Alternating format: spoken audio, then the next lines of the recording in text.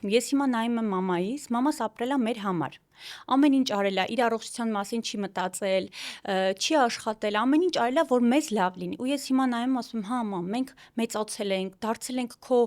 ուզած աղջիկները, բայց դու ախր չես ապրել այն ամեն ինչը, որ դու պիտի ապրեիր։ Ու ես հիմա տեսնում եմ քո այսպես ասած տխուր կյանքը, տխուր աչքերը ու հասկանում եմ, որ նույնիսկ դու ինչ որ բան չունես հիշելու քո անձնական, քո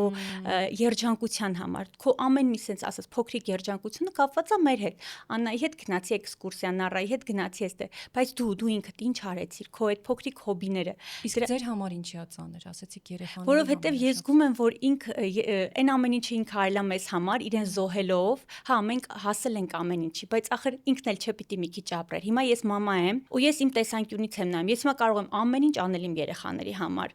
ինձ կորցնել, ոչ միտեղ չգնալ, հաճախ այդպես էլ է լինում, անհնարին է այլ կերպ, բայց նաև հաճախ ասում եմ, չէ, իրանք պետքա տեսնեն, որ մաման գեղեցիկ է լինում, մաման դուրս է գալիս ընկերների հետ, որովհետև երբ որ ինչ որ շրջան դու անընդհատ տանն ես լինում, հետո ուզում ես տանից դուրս գաս, մամա,